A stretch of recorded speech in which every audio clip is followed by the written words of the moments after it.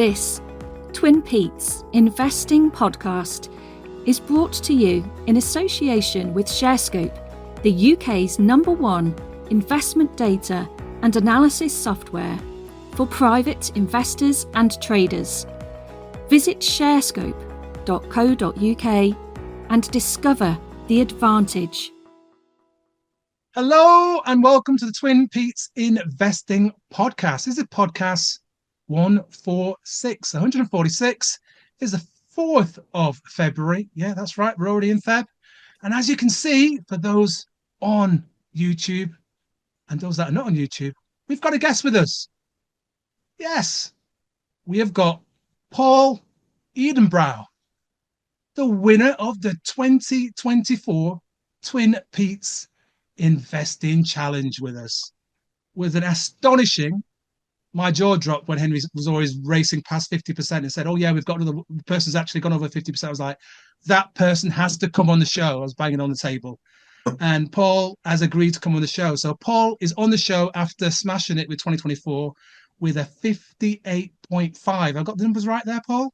I think that was it. Yeah, 58.5. 58.5% return by choosing 5 stocks. I nearly said random stocks, then 5 stocks, which he researched really hard for the comp for 2024 and smashed it out of the park and won the bundle of prizes from our collaborator supporters and sponsors, which were Harriman House with the 15 books that Paul's got. Some of them we might be able to see in the background there. Also Sharescope as well. He's got 12-month subscription to Sharescope and he's going to get a 12-month subscription from Investors Chronicle as well. That's the bundle I managed to get together from navigating and negotiating with various different individuals the year before last for 2024. And Paul's going to get all of that going forward.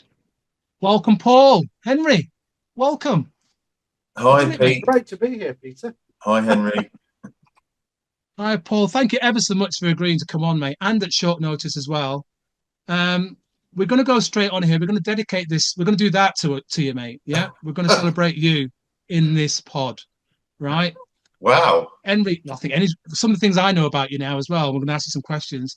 Henry's going to be celebrating. Never mind the 58%. So, are you excited, Henry? Look at his little face. Look at his little face. He's so happy. Right, Paul. Welcome, sir. Your Twitter handle is @Paul Edenbrow. For those of that haven't done so already, Paul's got about 50 followers, or there or thereabouts. He deserves and should have more. So before you even finish listening to this pod, just stop, pause, go and follow his accounts, right? And get some wisdom regarding investing. Okay, Paul, we're going to start at the top, mate. Yeah. As I always like to do, I'm a journeyman. I like history. Yeah. And I want to start with, first sort of thoughts and processes, what got you interested in investing? What was the first thing that happened? Was it mum, dad, somebody, uncle, aunt, whatever, that you went, this is interesting. I may take an interest in that. What was the first thing that happened to you, sir?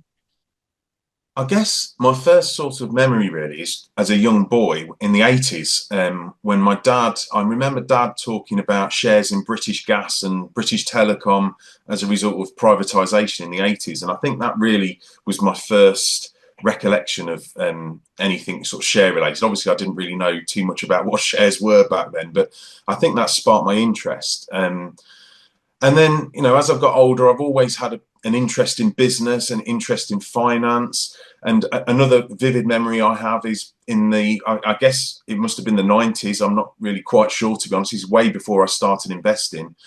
Just watching programs on the television, like Working Lunch. I was a big fan of that when it was on the telly with Adrian Chiles.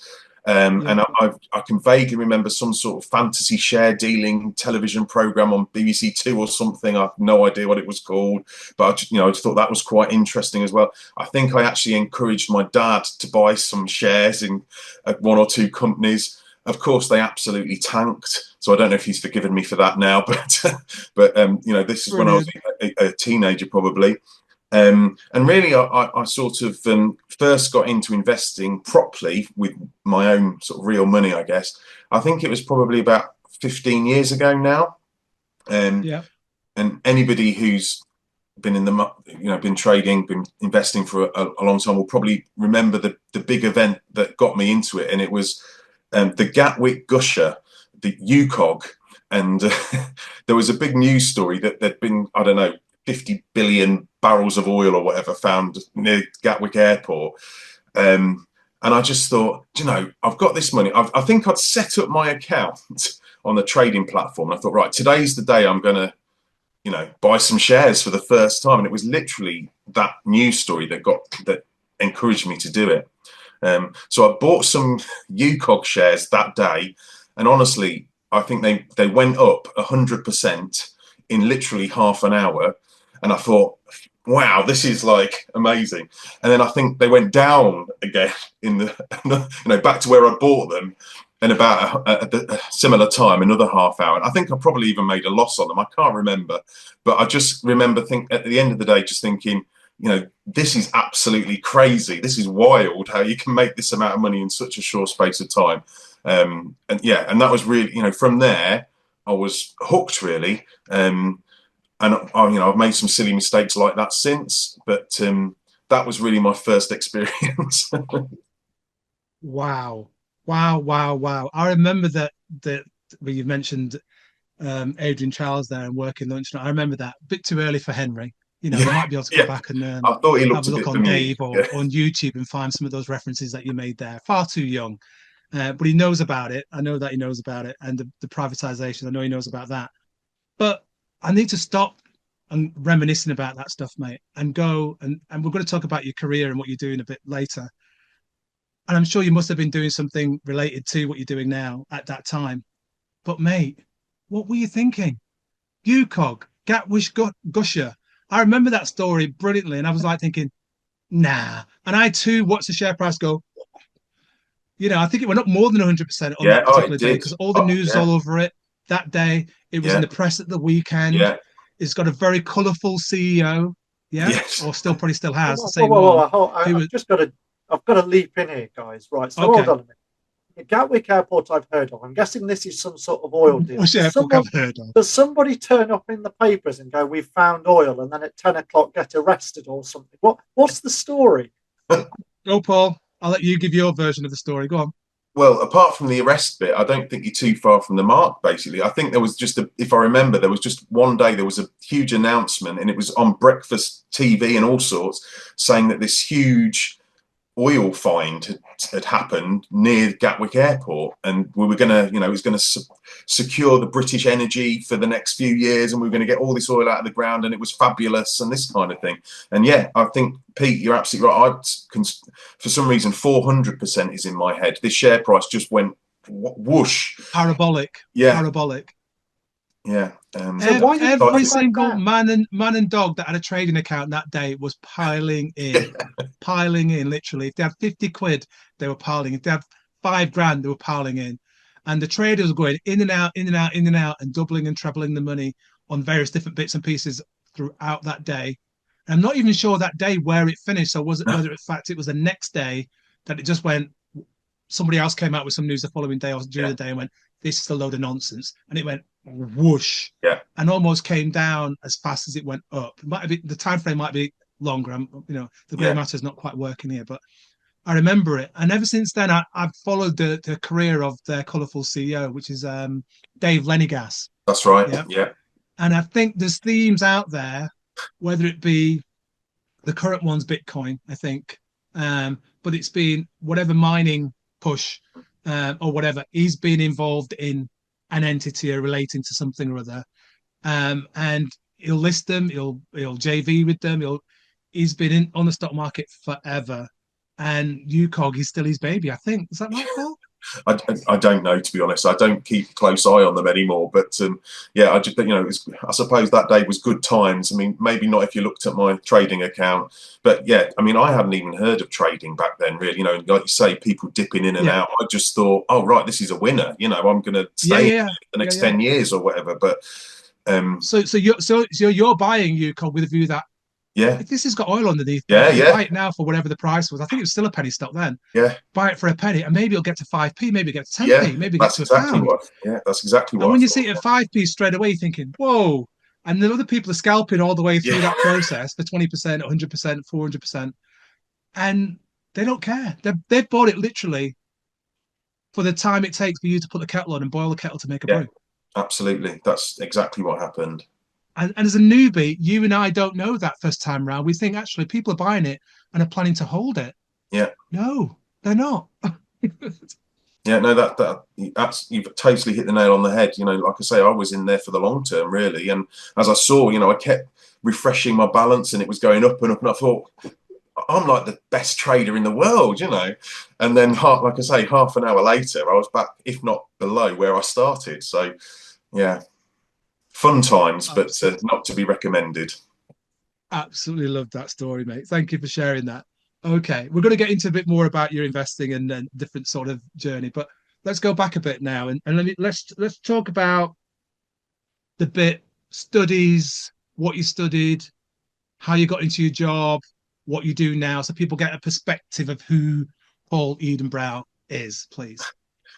Well, so I was just talking to Henry just a couple of minutes before we started recording. So I basically picked economics as an A-level subject. And I don't even really know why I picked economics, because, at that age, at 16, I didn't even really know what the subject entailed, to be honest. I thought, I don't even know really what I thought, but I picked it. It ended up being my favourite A-level. I really enjoyed it with my teacher, Mr. Phipps, who I still remember, although I can't find him online. I have looked for him, but I can't find him. So if anybody knows Dave Phipps, then let me know. He doesn't want to be found because he knows a guy called Paul Edenbrow. Remember that?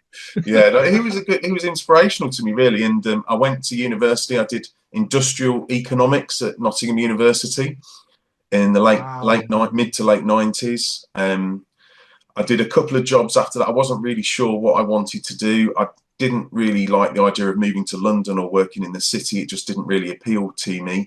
I think I'm more of a northerner at heart, to be honest. And I did a couple of jobs. I worked for big company, it was Zenica, and then it became Syngenta. Worked for them for a couple of years, and I was going to train to be an accountant, and that was sort of the next step, really. That was really what the company was offering to me. I was only a finance admin person, really, just surviving, essentially. And I don't know. I just had this nagging doubt that accountancy somehow wasn't quite right. Maybe it was the fact that it's stereotypically people see it as a bit boring, don't they, a bit dull. So I decided, I'd always had this nagging doubt, and my mum had always encouraged me, and I decided to go and train to be a teacher. So I left Syngenta. I moved to Manchester. I went to study at the University of Manchester, and I did my PGCE in economics and business studies. And essentially, I haven't looked back since. So after I finished my teaching qualification, I moved to Peterborough, which is where I am now. And I've lived in Peterborough now for just over 20 years. I've been a teacher in Peterborough for just over 20 years. And I teach economics and business studies. I've sort of had various jobs in and around the city, working for different schools.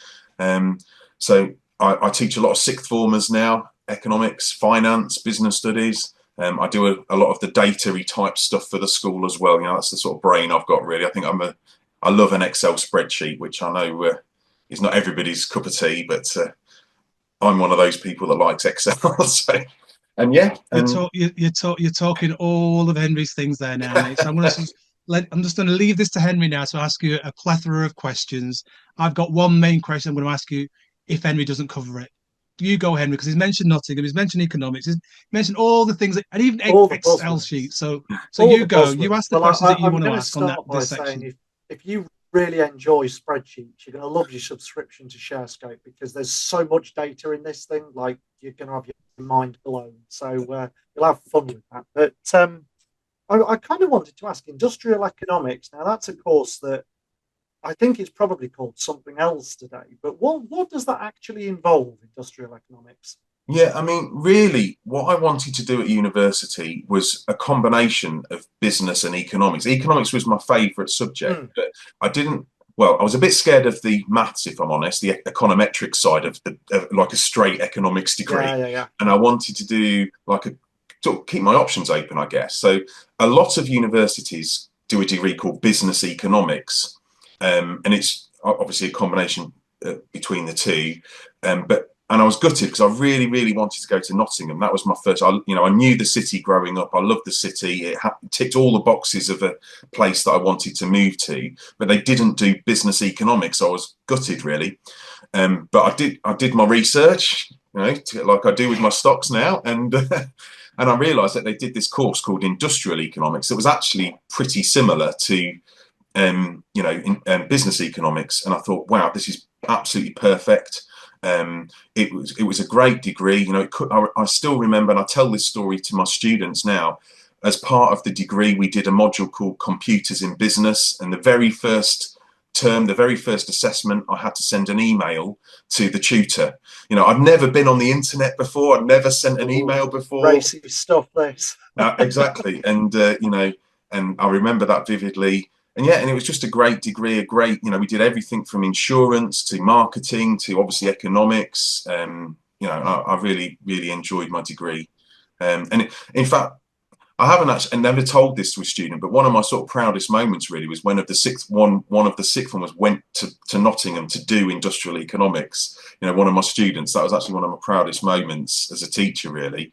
And I think the course does still run today. I don't think it's changed its name, but obviously the modules will have changed. But so that was a really nice thing when a student went there. It is. I mean, a bit like you going into economics and teaching it and enjoying it. I think the teacher that inspired me the most when I was at school was actually my philosophy teacher. He was an ex-reverend called Paul Edenbrow. We all used to call him Rev for short, even though he wasn't still a reverend. And he taught me philosophy and critical thinking. And I've always said, I think I had some excellent teachers growing up, but I think he's always the one that inspired me the most. And years after I left school, I wrote to him and said, to be honest, I probably wouldn't be where I am today without you having taught me the way you did. So the impact you have on kids as a teacher is just profound. It's fantastic. That's really nice, Henry. And I think when you're going through those difficult days as a teacher, there are certainly ups and downs. But actually, when I've got to tell myself, then all teachers have to tell themselves those things that there are real magic moments as a teacher. Definitely. Yeah. Absolutely. And I guess I also wanted to ask you. So you go to university, you've had a couple of jobs, but you've not really mentioned much about the investing in there. So you buy this oil field that's actually not got oil in it, run by a guy that's on the breakfast news, but then probably shouldn't have. The account goes a little bit wrong. Did you down tools and go, oh my Lord, this is a disaster, I'm not going near it again? Or what was your next step after that? Yeah, so I think I certainly didn't down tools. I just found it incredibly exciting, really. That it was just obviously I'd rather I hadn't lost money, but I just thought this is amazing. But I suppose in those early days, and it's a bit of a cliche, but I use Twitter a lot, and I'd look at what people were what stocks people were ramping. I know that's the word now, but I probably didn't at the time, but people were ramping on Twitter, and I'd be thinking to myself, oh wow, this one's going to the moon, I better get into that stock. And of course it never happens. It invariably goes the other way. And I call that paying my dues to the stock market. That was a really worthwhile lesson in a bizarre sort of way. And obviously I learned from those mistakes. It took time, you don't learn the first time. It takes several mistakes, before you realize that actually following people on Twitter is not the way to do it, not the way to go about it. And I still use Twitter, but there are a few people I sort of trust on Twitter. And so I do, or X as I should say, shouldn't I? So I do sort of still get some ideas from X, but that you get to know the people perhaps who you can trust a little bit more compared to others.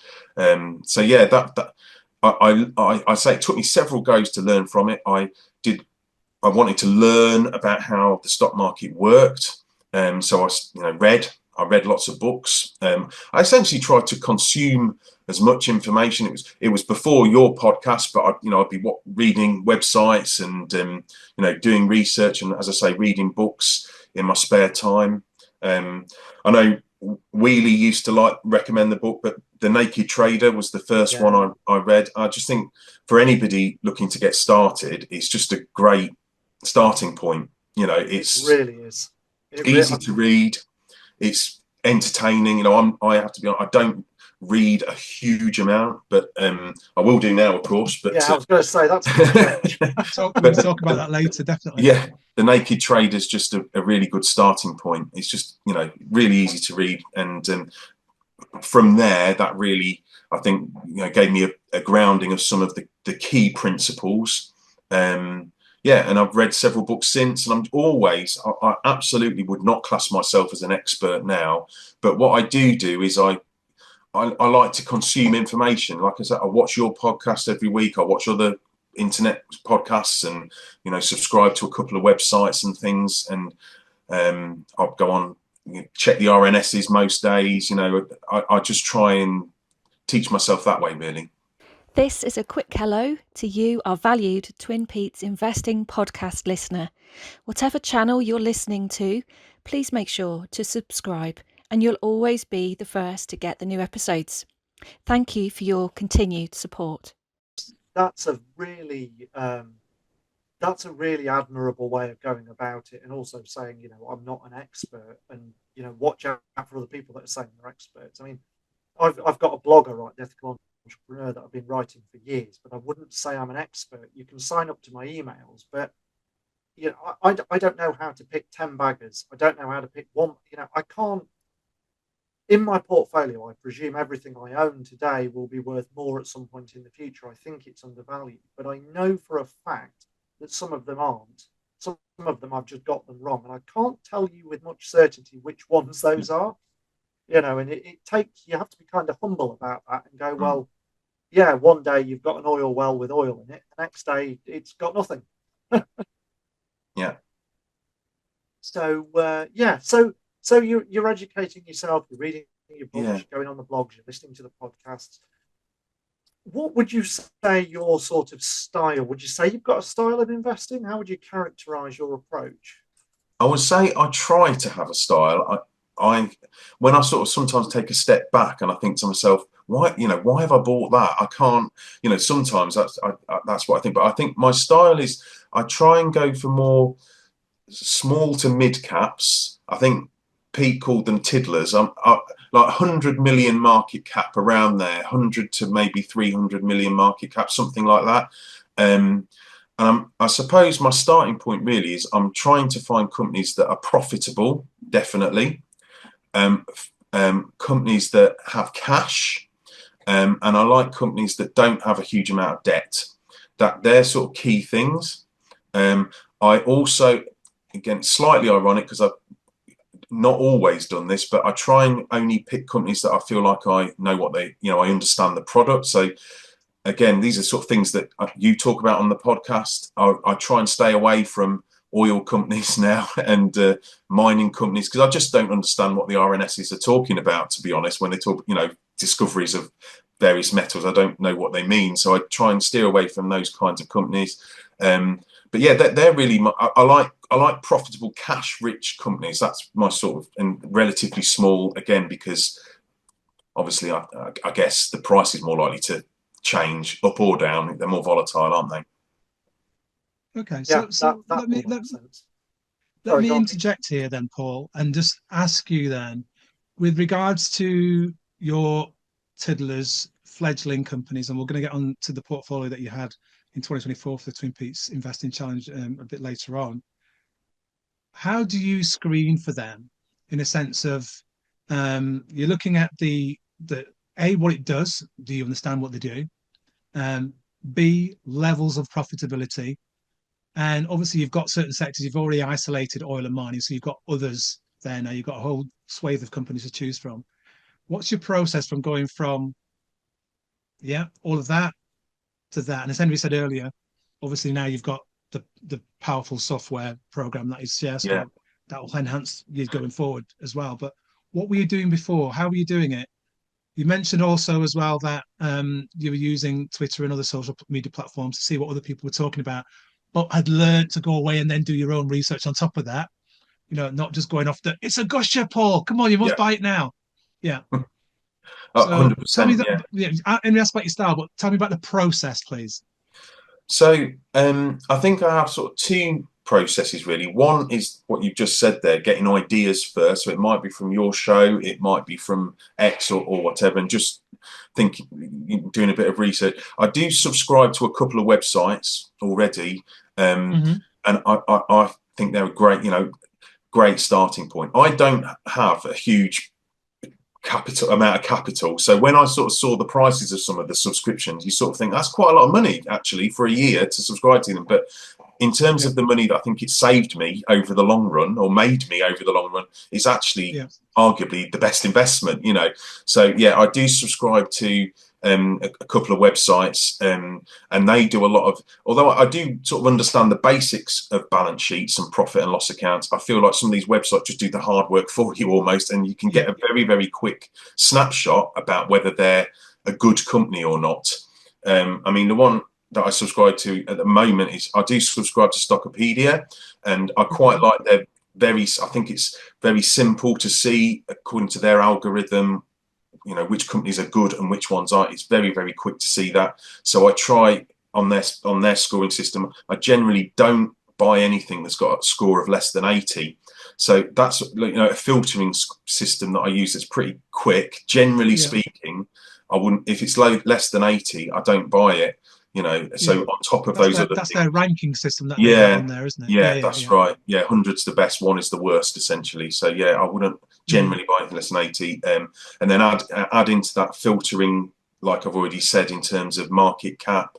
I absolutely need to be making profit. I wouldn't buy a loss-making company that might turn around. I don't know. I've never had good experience with that. I'll look at the chart as well.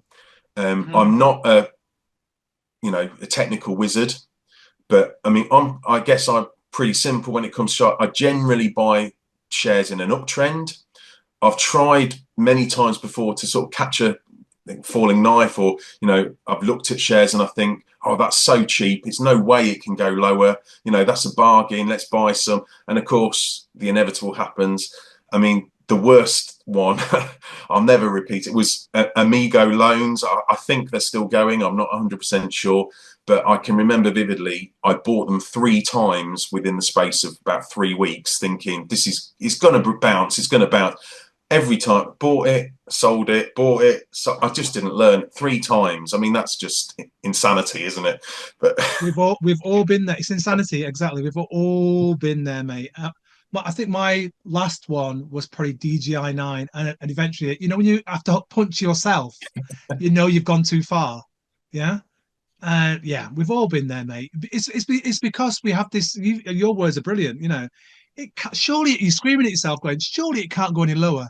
Surely the management will sort it out, and they don't. You know, and I'm thinking to myself, these individuals, male and female, are being paid an absolute fortune to manage this company.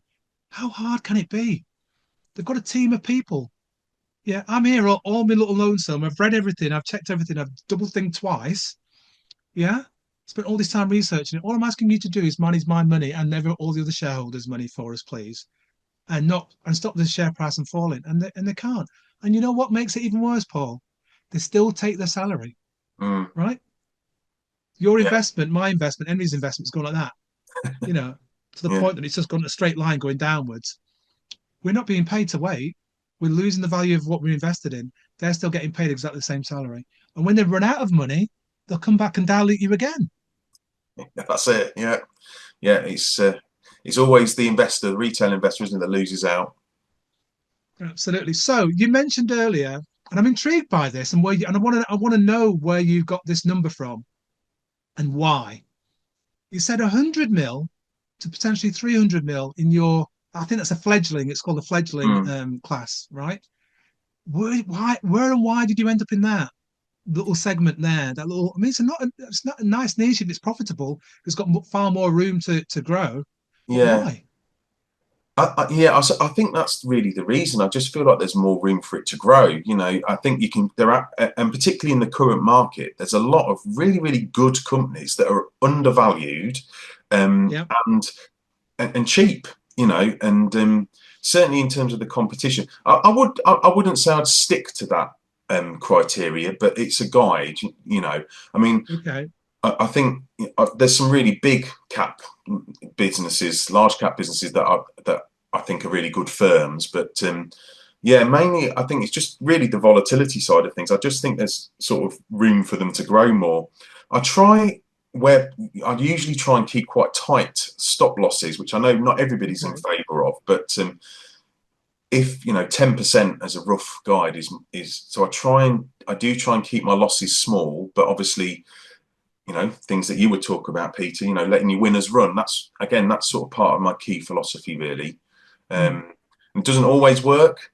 One of the ones that I put in the 5 choices, one in the 5, in the investing challenge was Supreme. And I bought Supreme in real life as well. In fact, I bought a lot of the ones in real life. Supreme went down a little bit at the start of January, just after the competition started. And I thought, I also thought, to be fair, they're a vaping company, aren't they? They mainly do vapes, and I thought that it's not very ethical. I hate to admit it, but I'm an ex-smoker myself. I thankfully gave up, but I thought it's not very responsible for a teacher to be holding a vaping company. So I did sell them, but of course, then what happened? Supreme went up 70%, and I made a loss on them. But that's sometimes how it works, isn't it? So yeah, my tight stop loss strategy doesn't always work, but I think it works more often than not. Just keeping my losses small but letting those winners run.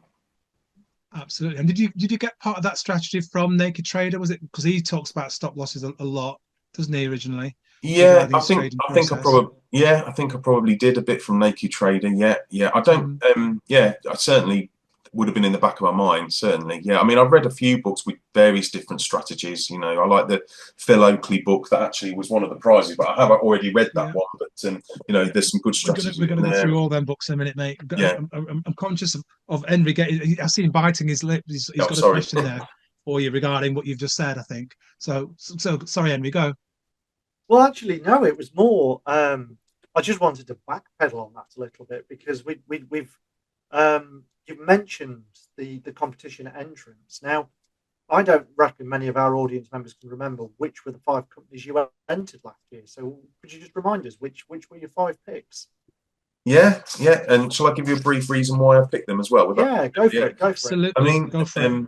Yeah, and it's a bit of luck involved, of course. I was tracking them during the year and thinking, these are doing quite well. It was weird, really, because I obviously entered the competition. They started going up in January, pretty much all of them, and then they just carried on going up. And I was, wow, this is crazy. So I bought Georgia Capital, which was sort of a slightly risky one. This is a business, it's like a government, I think it's government owned in Georgia, in Europe, of course. And my reasoning for that was I bought the Bank of Georgia the year before, and their shares had shot up, and I did really well on them. But Georgia Capital owned 20% of the shares of Bank of Georgia, but Georgia Capital hadn't really moved in terms of the share price. So I thought there's likely to be something going on there. I think they went up about 20% in the year, so I did okay on that. Metals exploration, ticker MTL. Again, gold producer. I wouldn't usually buy a mining stock, but they were making so much cash, and I just felt like the price, it was a good year for gold. I just felt like, with all the uncertainty around the world economically, I just thought the gold price was going to go up, really. So I wanted a gold company in there. That was why I picked them, and I think they doubled, got 100% on them. Correct. I think. Yeah. Supreme, I've already mentioned. Again, they were just making loads of cash, essentially, and no real debt. Not arguably a very ethical company, but I think they went up about 70%, something like that, during the year. Reynolds is a manufacturer of industrial chains, really dull company, I guess, UK based. Again, that's another thing that I generally look at. I like companies that are home based. I don't want to invest usually somewhere in Africa or whatever. That it's different rules and regulations essentially. I like Reynolds. There was a small dividend, and again made lots of cash. It had some debt, but the debt was going down, but revenue and profit was growing up. Reynolds had a really good first half of the year. It went down a bit in the second, but I think I still made a decent amount on Reynolds as well. And then the last one was Time Finance. So this is a company that essentially gives loans to businesses and small and medium enterprises. That was the smallest in terms of the market cap. I think it's only about 55 million market cap. But similar reasons, really. They're just, in my opinion, making a lot of cash, growing revenue, growing net profit. They had great reviews online, from the small businesses that have used them, really glowing feedback. I just thought really, again, it was arguably a growth area, loans to small businesses. I think I doubled my money on them, really. And in fact, out of the 5, they're the only one that I still hold. I did buy 4 of the 5 in real life, but have sold Metals, sold Supreme, sold Reynolds, but I've still got Time now. Yeah. I mean, you see that idea of owning all of them was something that was going to be a follow-up question for me, because when I entered, I thought, I know it's a bit of fun, and I know, you could pick anything in the world. You could pick a totally risky basket of explorers and hope one of them strikes gold and get a 5,000% return. But I've actually done the research in my real portfolio to figure out what I think is going to do well this year. So why not enter those? So I was a bit like you. I picked things that I knew and I owned. So yeah, and you still own Time, you say? Yeah, I do actually. I still own Time. I sold Renault not that long ago, but like I say, it has dipped a little bit recently. I think I didn't sell Metals Exploration that long ago, but they recently announced a takeover of another company. I think it was Condor, rings a bell. And Condor Gold. Yes, I think so. I think they've just bought them. And not in my relatively limited experience, last time that happened, when a firm that I owned that had done really well bought out another one, it didn't do anything for the share price. So when that was announced, I actually sold them then. And I think it's actually dipped a little bit since. So I don't know what the share price is today, but I did well on Metals Exploration. Nice. But I might actually buy back in. I think, again, although it's going against my rules of buying miners, I just think the gold price, I can't see it dropping, to be honest. And lots going on to enable the price to keep going higher regarding gold going forward, and everyone's buying it up as a safety play. So that could be something. You mentioned something there, Paul, which intrigued me because I don't hear it said very often. There's only one other person that I know. I have 2 other people that I know that mentioned this, and one of them is Phil Oakley, who you mentioned regarding the book, but the other one's George O'Connor. You mentioned there, and I think it's a brilliant way to research companies, and also if you're looking to be employed by a company, is their online reviews. Now, I can't think of many retail, professional or otherwise, investors that actually look at the reviews of the company to review what other people are saying about them as part of their, do I want to invest my cash in that company? Where did that start? Where online are you looking for the reviews? Because I think it's an absolutely gem of an idea to add another layer of your research to. So I think it was really relevant to that particular company. So Time Finance, they essentially offer loans to businesses, and you sort of think, well, why would you go to Time Finance? Why would you not go to Barclays? And that was really my thinking. And, the idea is, I think that Time are much more flexible with lending money. They might lend money to riskier companies, that kind of thing. And I just Googled reviews, Time Finance reviews, on Trustpilot, I think. And if you go on there, you'll see that they've got like 4.8 out of 5, I think, and glowing. And I know that can potentially be edited a little bit, so I take it with a little bit of a pinch of salt. But I just thought that was quite interesting. How many high street banks would have reviews that high, really. No way. No way. Yeah. So that was another thing. Yeah, another box ticked essentially. Yeah. Brilliant. Yeah, I mean those reviews. I was listening to a fund manager the other day that was talking about, I think it was Vanquis Bank, it might have been, and he made the point that he knows a lot of people that run small businesses, and it's become almost impossible to get financing for small businesses. You go to HSBC, 20 years ago, you'd have had a branch manager that you knew, but now you go to HSBC, you're told, we can't issue loans from here, call the helpline. You call the helpline, you sit on hold for an hour, you get through to someone in Singapore or Indonesia or wherever, knows nothing about your business, knows nothing about your industry, knows nothing about the country, makes a decision based on 3 figures, says yes or no, and that's it. Whereas smaller banks, a bit like Time Finance, actually, they'll come and see you and they'll get to know you, and you actually have a lending relationship manager. Yeah. And that's becoming a bit of a competitive advantage. Yeah, absolutely. And if you read the reviews, that's exactly what a lot of the reviews talk about. They mention staff members by name and things like that, and the personal touch that they were able to give them. So, yeah, that was quite important, really. Yeah, spot on. Oh, brilliant. I love that. And I love the fact that you, as you said, and reiterated it, that you actually purchased some of them in real life. So you've got, as we call it, skin in the game regarding the competition. But throughout the year, you've kept more of a track on it, because some people we contacted were like, "I didn't even know that." Yeah, they didn't even know how well their 5 were doing. And it took weeks to try and find them because they hadn't been on Twitter, and lots of people have left Twitter as well, X. But the fact that you invested in it mean that you monitored it more. You were more, to use the word, invested in the actual process. And that review side of it, I'm gonna have to steal that, Paul. I'm sorry, but I'm gonna have to do more of that.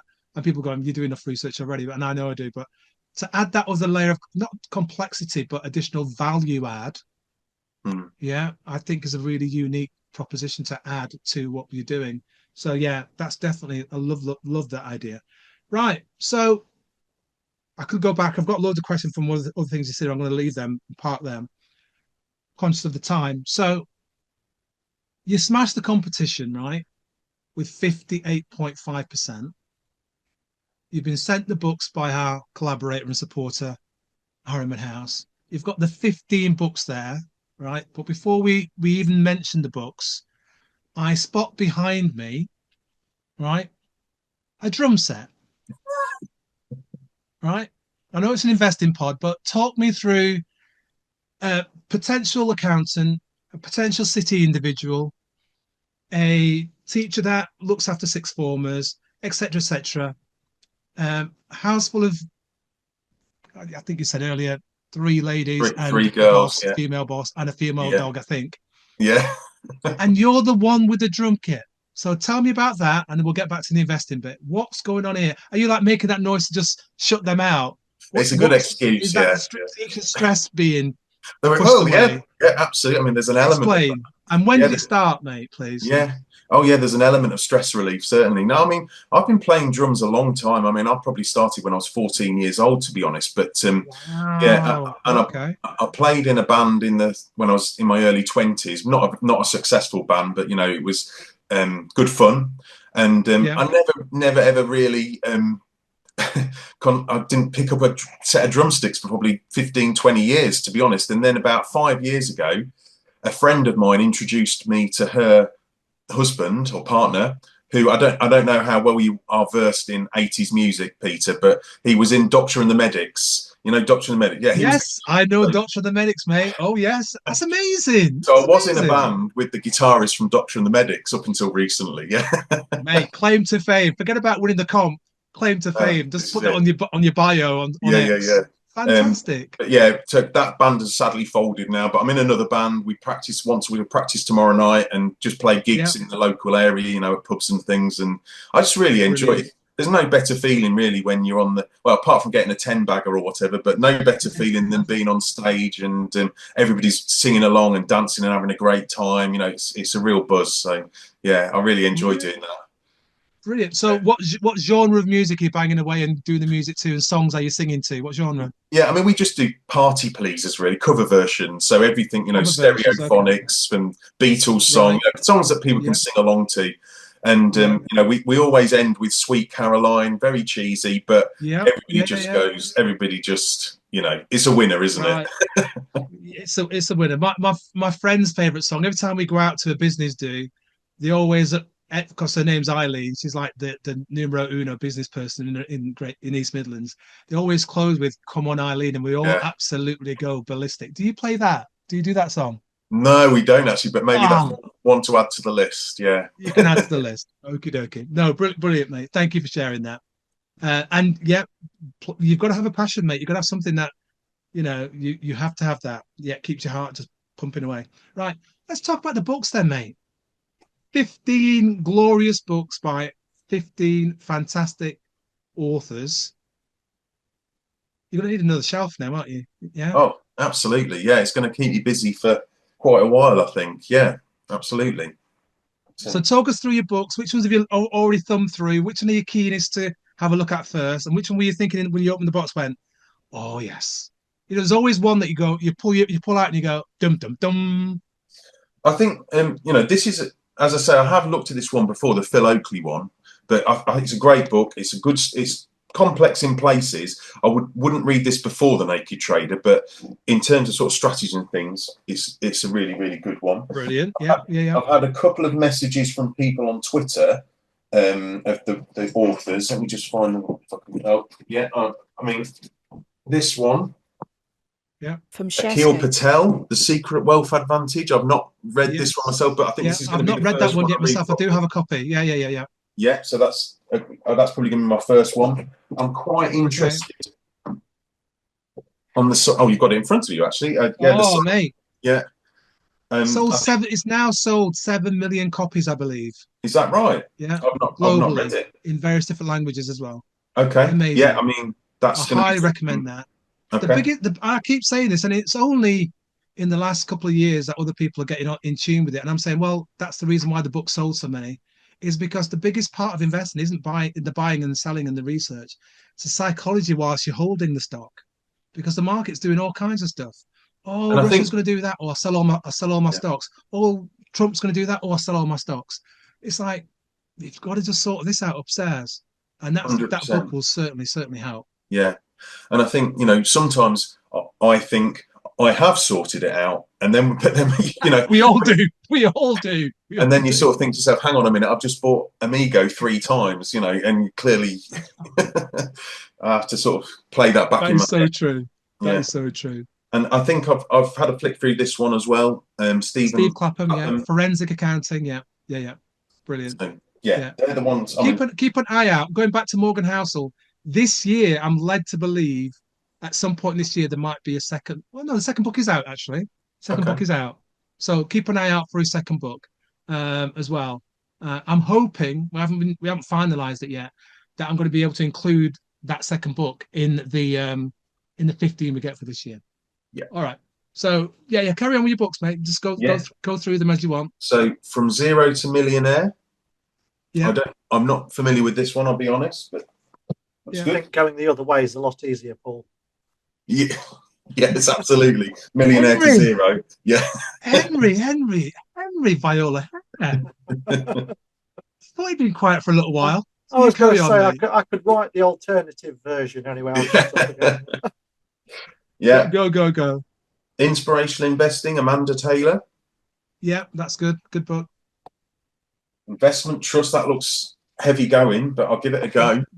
Yeah, Jonathan Davis. That's very good. Jonathan Davis, yeah. Very good book. Very good book. And given what's going on now with Sabra and all those other investment trusts, that'll be an education. I think giving that a good read, you'll probably get informed and maybe even consider a fund. I think you said earlier that you don't actually do funds and stuff. So I'm not saying that you should consider a fund. I'm saying it will inform you a bit more as to why you shouldn't or why you may want to consider them.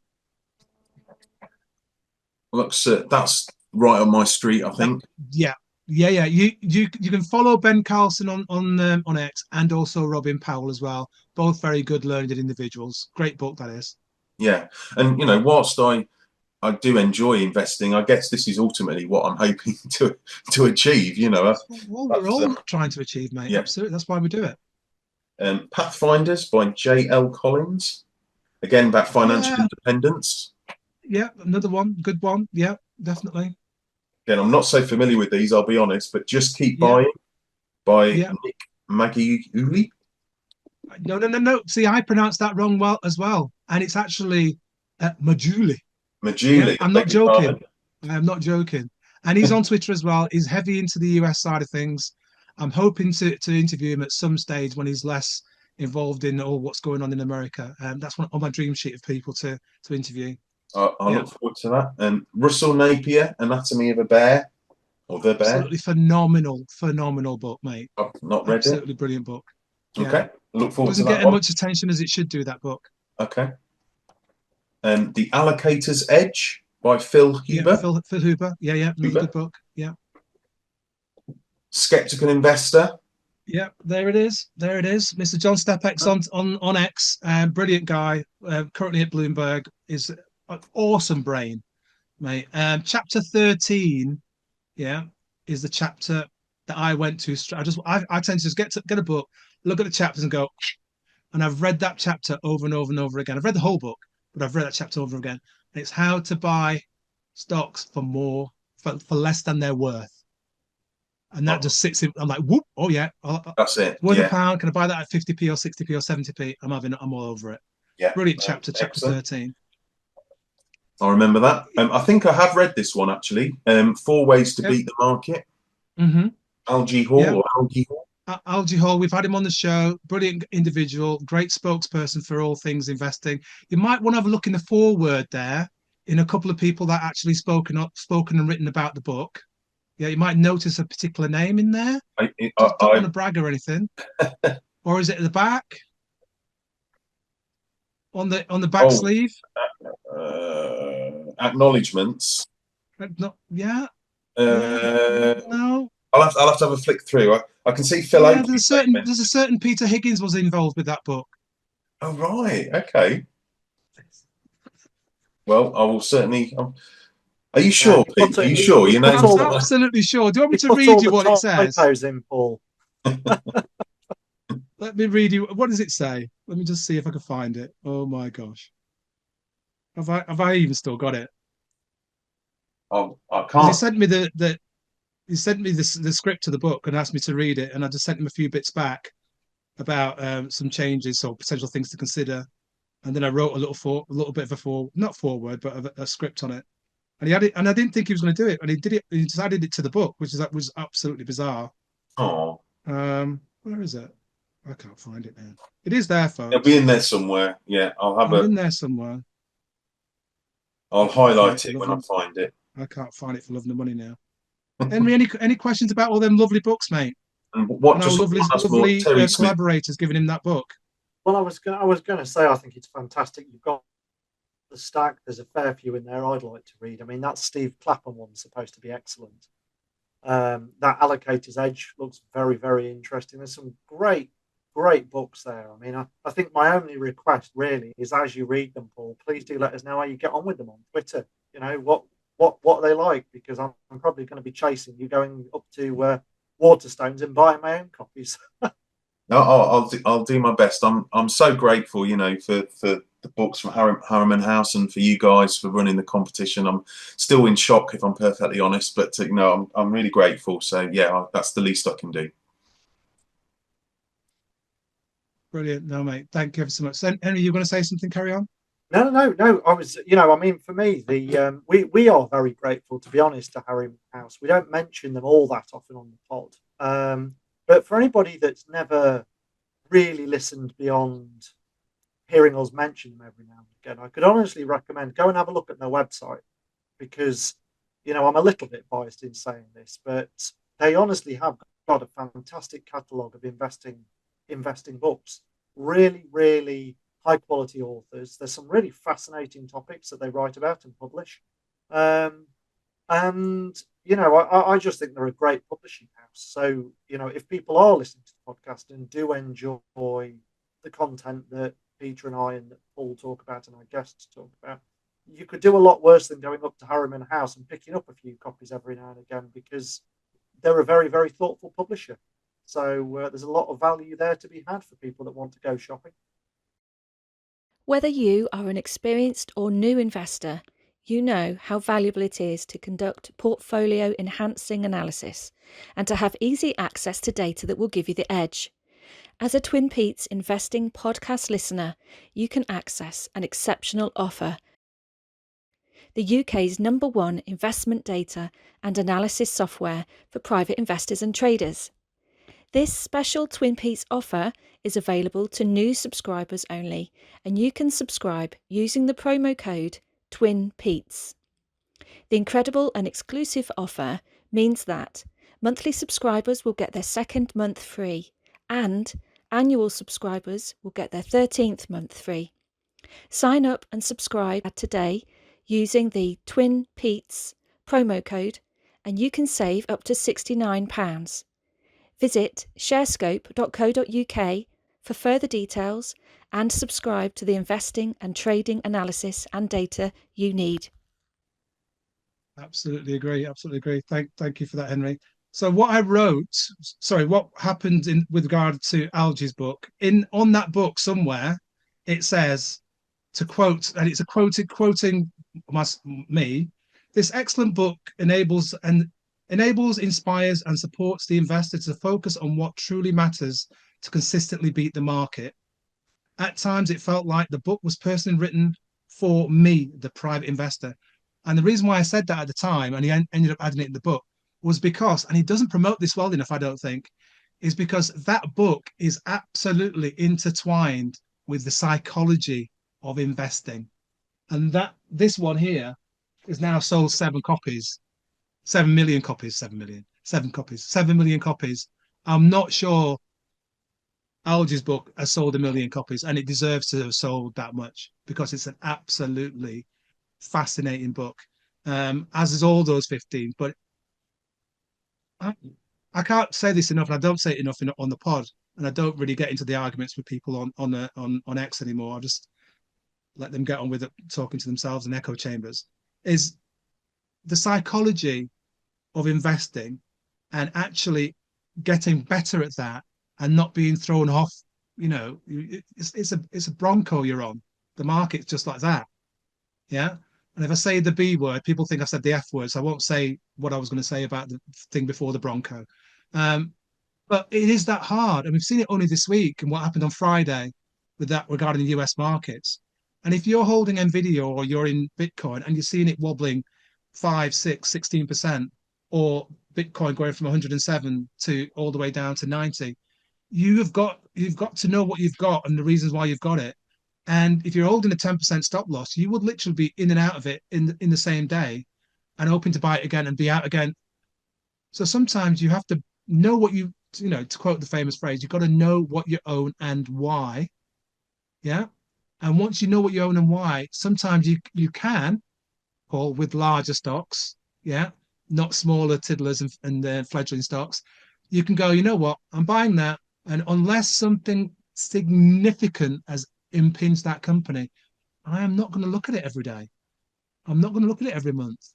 I'm going to wait for the trading updates. I'm going to wait. And regardless of what happens with the market, I'm going to leave this company to do what it needs to do. Yeah, because where the greatest return's been made, it hasn't been made by the day trader or the person that's held the stock for 3 days or 5 weeks. It's been made by the person that bought NVIDIA 10 years ago. Yeah, you mentioned Zeneca, which became AstraZeneca, and Syngenta that got purchased by somebody else. I can't remember who purchased Syngenta in the end. But the investors in those 2 companies from when you were working there, Paul, yeah, have made multifold their monies. And that stock has gyrated up and down, or those stocks have gyrated more than 5 or 10% on various different occasions. Those drawdowns will be quite significant. But nobody wants the drawdowns, really. None of us do. We've all had them. We don't want them. We want the companies just to be smooth line, just going up. To use Jay's phrase, zoom out. Yeah, it's hard to do because the bloody thing's gone and punched me on the nose, or as Henry says, been pied in the morning by a profit warning. So yeah, Brilliant books, mate. Very, very well done. I am absolutely beside myself that we've got you on the pod. I want to close the pod by asking you about teaching of the sixth form. Yeah, marking the books. Have you started an investing club for the kids? Those are 3 questions that I've got there for you, so you can remember those. And then lastly, we're going to finish off with you talking about some stocks that you currently own. Right? So you go. Yeah, I mean, I try. Obviously, I can't talk too much to the students about sort of my personal situation, but yeah, I do try and get them interested in, certainly in the business news on the BBC website and things like that. We'll at the end very regularly, I'll put it on the board. You know, we did today. I was teaching, 3 hours ago, and we finished the lesson by looking at the tariffs that Trump's put in and the Chinese retaliation and things like that. We had a discussion about that. So, I try and bring the subject to life as much as possible. Occasionally, we'll bring up my I'll look for share prices and show them, look, this is what's happened to the Tesco share price in the last 6 months. So we talk about that kind of thing, and I try and get them encourage them to think like that, and certainly think long term. So we did have a fancy share competition, and again, the students loved it. Similar to your challenge, really. They have some £100,000 imaginary money, of course, and the plan is to try and make as much as possible. And I think, I hope that certainly some of the students go away inspired to maybe explore this a little bit further as they get older. I think most investors would wish they'd started doing it younger, rather. Nobody wants to get into investing older, do they? They want to, the same with me. I wish I'd have got into it much younger. I try and obviously drill down into the students not to take undue risks, and you're totally right about sort of holding for the long term. And I wonder whether maybe I should reevaluate a little bit and get some companies that I really trust for the long term, actually. Maybe that's something I need to think about, but I try and instill that in the students. I certainly don't want them to be taking risks. There's a lot of pressure, I think, on youngsters to get involved with cryptocurrency and things like that. So we talk about that, and I'm a bit skeptical, I think, like you. So that's the kind of thing we'll talk about. But absolutely, I think it's really important that as economics and finance students, I try and bring the subject to life as much as possible. And I told them I was coming on the pod. I played the clip of when you announced the winner. I played it in lesson, and they were like, really, they gave me a round of applause. Oh, I love that. So I think that they all wanted me to say hello to them today, and I think they're going to watch the podcast. Go for it. You name and give a shout out to whoever you want, mate. Go for it. Oh dear, I'm not going to be able to remember everybody's names, but one thing Lilia said to me today. My school is very strange. I don't know if you watched the Bake Off, but last year a teacher at my school won the Great British Bake Off. He won it, the whole thing, a PE teacher. So she said to me today, last year it was Mr. Edgill winning the Bake Off. This year you've won this. It's amazing. So I was like, they're making the podcast on the same level as the Great British Bake Off. Yeah, just make that correction. No, we're not in that league. But yeah, lovely. Oh, fantastic. Yeah, no, they're great. It's great students. I do enjoy working with the older students, my economists, and as I say, my finance students. They're all good kids, and hopefully they do well in their exams, which are only a few months away now. Yeah, absolutely. They've got a great teacher, an enthusiastic teacher that's given them a big scope and real life experiences regarding what's going on in the real world. And lived experience is brilliant. Academia is great, and you need to know certain things, but lived experience and actually seeing what's going on is vital for kids. We've got to prep them more than has been done historically. So you're doing a fantastic job, mate. Very, very, very well done. Yeah, I think. That's really important. I totally agree, and I think there's. Some of the students often say this finance course that we're doing, unfortunately it's ending this year. It's last year it exists, and it's a real shame, because some of the feedback I get is that some of the students we think every sixth form student should do this course. That's the feedback I get. Hopefully there'll be another course introduced at some point, but yeah, for whatever reason, I think it's funding, actually, the course is stopping this year, which is a real shame. That is a shame. Yeah. Oh wow. There's a gap in the market. I'm sorry to hear that, mate. Yeah, the sense your disappointment, your personal disappointment as well. Yeah. Oh gosh, right, okay, Paul. real life stocks you currently own. We're going to do a little flash through some of those, or any of those you want to share, and then I'm going to close. Henry's going to ask you some questions about those, I think, if he's got some, and then we're going to just give it a quick little heads up on the Menphys fundraise. Yeah, I mean, I've got some questions ready. You good? Okay, go, Paul. I mean, I mentioned Time Finance already, but I think they're one that I've held for probably 18 months now, and I still think there's room for growth there. And they did a trading update, I think, a couple of days ago, or interim results that were really, really positive. So I definitely think there's growth potential for Time Finance moving forward. Okay, thank you. Another small one that I've got is Alumask. Allumask. Yeah. Beg your pardon. Thank you. See, I don't know. Oh, do you? I do. Oh, fantastic. Yeah, well, there you go. So this is you'll know exactly what they do then, Henry, but a company operating in water management and building products, and they use a lot of recyclable materials and things like that. So I quite like it from a CSR perspective. Still quite small market cap, 100 million market cap. But they've got the cash, they're very profitable, and judging by the comments of the CEO recently, they think there's confident that there's still quite a lot of growth going on. They had a really, really good year last year, didn't they? Really good year. It's dipped a bit recently, but the confidence of the board and the ongoing successful financial situation, they offer a 4% dividend. I don't think it's going to set the world on fire. It's not, it's not going to suddenly explode and do 30% in one day or anything like that. But I do feel like there's opportunity for growth there. So they're another one that I hold at the moment. Well, they actually put out their half-year results this morning. Oh, did they? I haven't even seen that. I mean, group revenue was up 20%. The profit before tax was up 20%. They are doing really well. If your household finances were up 20%, you'd be jumping for joy. So shares were up, I think, at market close 3.5%, something like that. So I agree with you. I'm a fan. Yeah, absolutely good. Oh, well, I'm pleased to hear that it's not, I'm in good company there. That's good. Another one that I quite like is McBride. I think if they had some news, I feel like they've had some news out, a recent trading update. I've got a feeling that was one Phil Oakley mentioned. I recognise the name, MCB, right? That's right. That's right. As well, yeah. We like that one, and I think Paul, with individuals being asked and some being coerced to return to work, I think that might help. Return to the office, not to work. Apologies. Return to the office. I think that might enhance their returns going forward as well.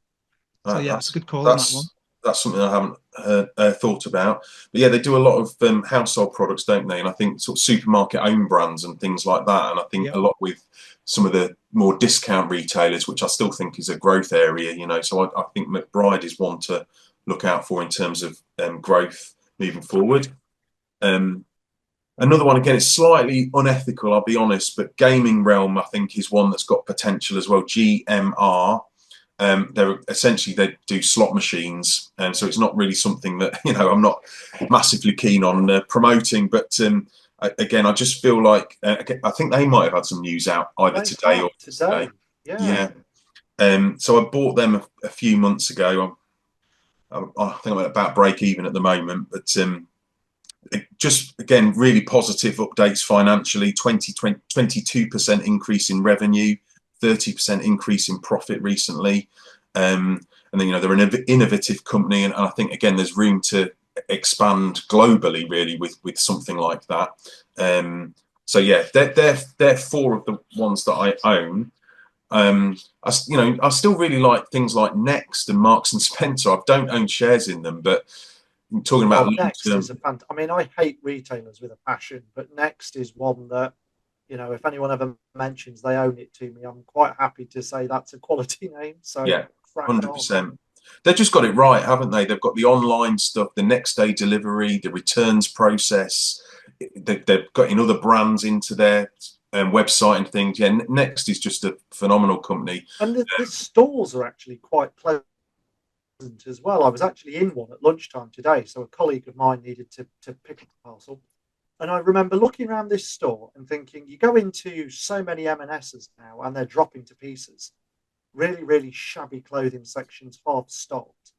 Go into Next, geez, everything's immaculate. The clothing's perfectly laid out, it's clean, it's tidy, it's spacious. I thought, wow, I was very impressed. Yeah, I really like the click and collect they do there. I just, every time I go, my wife buys a lot of clothes, and every time I go and collect, there's always a queue of people, always a queue. People ordering online and then going to collect it from the store. I think, if you're looking for a long-term investment, I don't think you can go far wrong with that, to be honest. Yeah. I've got to ask you a question about this gaming realms, though. I mean, GMR. So I've just pulled it up on ShareScope. Market cap of a bit over 100 million. Shares are up about 5% today, presumably a good trading update this month. What do they do? I mean, they develop, publish, and license what they describe as next generation mobile gaming content.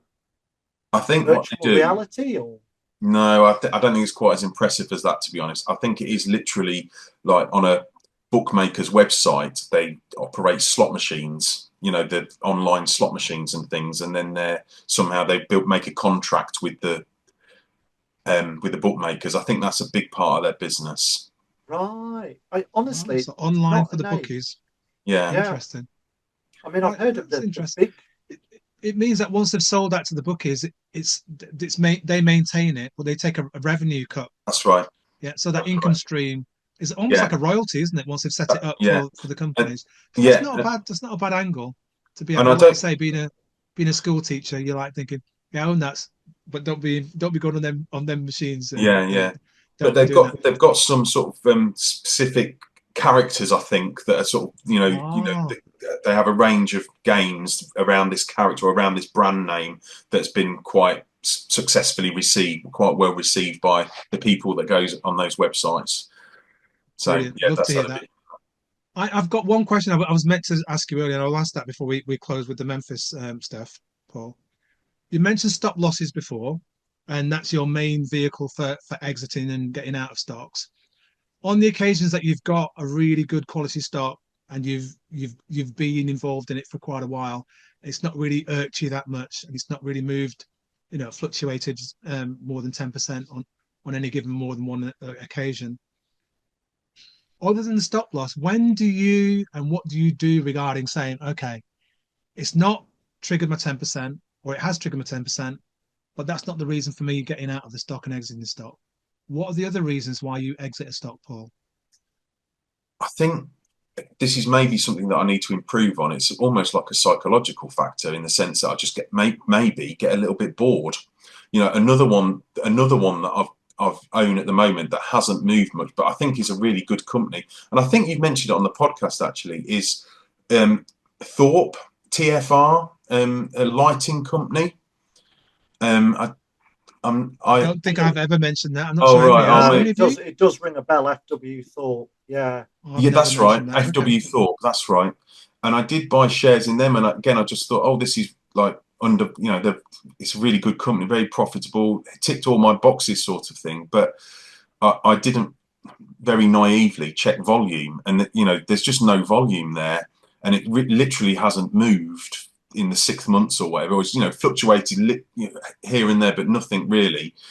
I don't quite know what to do about that. Do I wait for the dividend and then make a decision, or it's just nothing seems to be triggering it?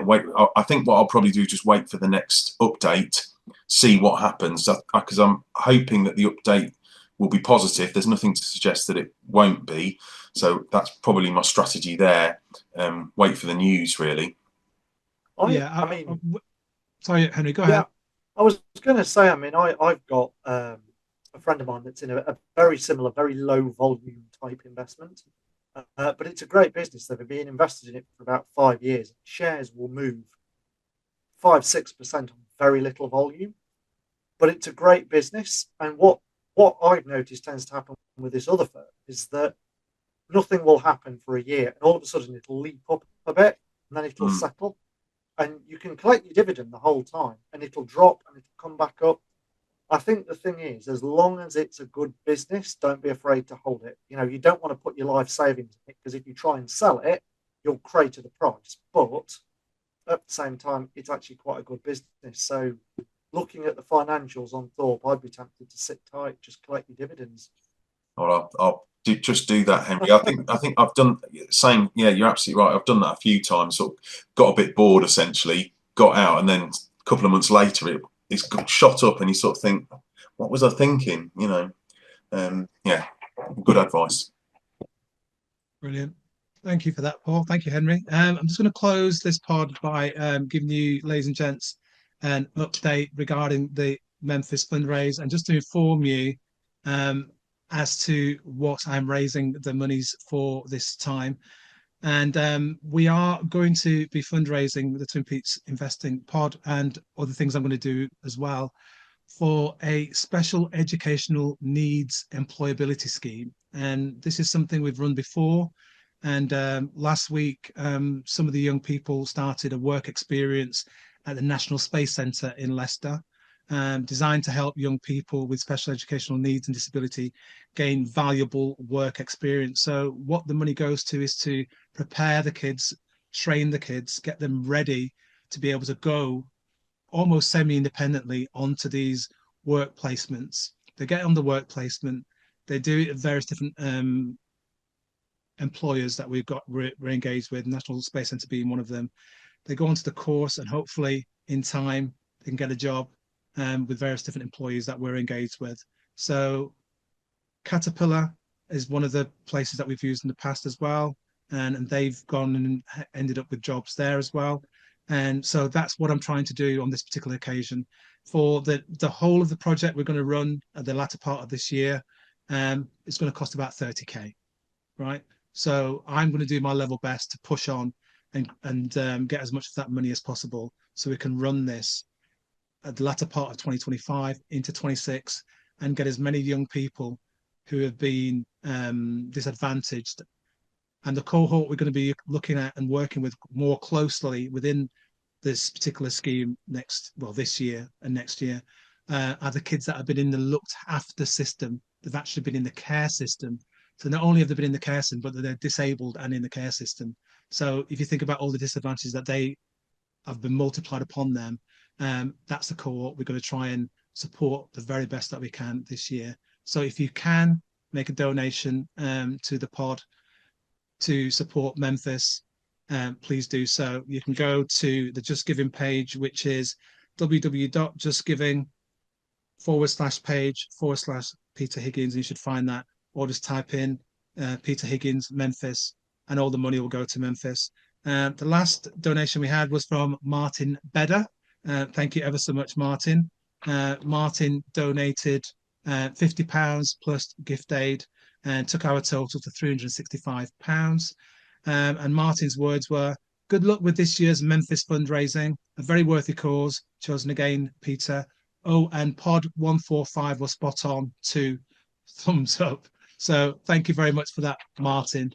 Ladies and gents, Paul, I know you were nervous, mate, but you absolutely smashed it. It was just good to see you just relax, have a bit of banter with myself and Henry.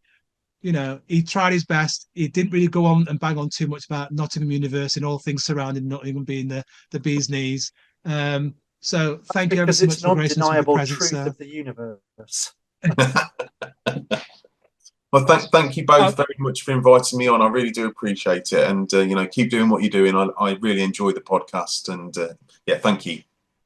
No, you're welcome. I mean, you did say, I'm not sure whether we caught it, how long you've been listening to the podcast and how far it goes back. So please share with us that before you go, because I'm conscious that the quality of the pod, audially, we didn't do visuals before. It was just, not putting this face on camera, mate. It doesn't deserve it. But you've been listening for a while, haven't you? So how long are we talking now? And what are the good, the bad, and what we got you here? So what could we improve upon as well? I mean, I've been listening for as long as I can remember. I mean, I don't know if I was there right at the very start, but certainly for several years I've been listening. I don't want to freak you out, Pete, but I often listen to you in bed. Oh, you did. Oh, you should. Oh, that's not good. Your kids are going to be listening to this, mate, at school. So yeah, that's my sort of go-to. I look forward to the Friday when it comes out. I put a little earphone in my ear and fall asleep with listening to Pete. Put me to sleep. That's the bit there. Everyone's going to go, yeah, you listen to it to help you go to sleep, because that guy's voice is just like, yeah, exactly. But Thanks for that, Blue. Thank you. But I have been listening for a while, yeah, and as I say, I get a lot of my ideas from there. I feel like I've learned a lot from the podcast over the years. So yeah, I would recommend it to anybody interested in investing or experienced or otherwise. Brilliant. That is very, very kind of you, sir. That's very, very kind of you. I'm conscious I keep calling you sir. It's a conscious thing when I speak to teachers, so apologies. Paul, closing statement. Henry, what do you want to say, sir? Just a huge thank you for joining us, Paul. Really, really enjoyed having you as a guest. Congratulations again on winning those books. Please do keep in touch. And thanks to everybody that's tuned in and fed back on episode 144. It seems like 30 seconds since we were recording it, and we're getting a lot of feedback. So please do keep it up, because it's lovely to hear from everybody. So enjoy episode 145, I guess, or I hope you've enjoyed it. Yeah, podcast. This is 146, but the comments we're getting are for 145, and 144 we're still getting comments for because that's when we announce the winner and the winners. Yeah, so we still get feedback from that particular pod. Yeah, I think if we're lucky, Henry, Paul, that particular one with the festive special, I think even on YouTube that could become our first Twin Petes YouTube that hits 1,000, and if that's the case, it could nudge the whole pod audio and all different platforms on to 4,000. I'm going to keep a track on the numbers. It could become our first pod that does 4K, because that's my target for the average. The average is still below that, but that's my goal for 2024. But yeah, everybody wanted to know the winner and also listen to the individuals on that particular pod. But we'll get the numbers on this one. Get all your kids listening to it, mate, in the school, and the numbers will just go. Yeah, I'll do my best. I'll do my best. Yeah. And if you're ever playing with the band and you manage to make it further than the bottom of the 47, A47, then get yourself to Leicestershire, mate. Give me a shout and I'll come and have a listen as well. Oh, we'd love to. Yeah? We'd love to, I'm sure. Yeah. Yeah. Cool. Right, ladies and gents, that's the close for podcast 146. With myself, Peter Higgins at Conkers 3. Please follow Paul Edenbrow at Paul Edenbrow. That's how it's spelled. EDN. Start again. EDENBROW.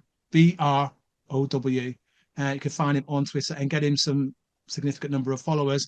And my fantastic host, Henry Viola here at HD Viola. And that is it. Take care. God bless you all. Paul, thank you ever so much, guys. You were brilliant, mate. Thank you ever so much. Twin Petes Investing Podcast is brought to you in association with ShareScope, the UK's #1 investment data and analysis software for private investors and traders. Visit sharescope.co.uk and discover the advantage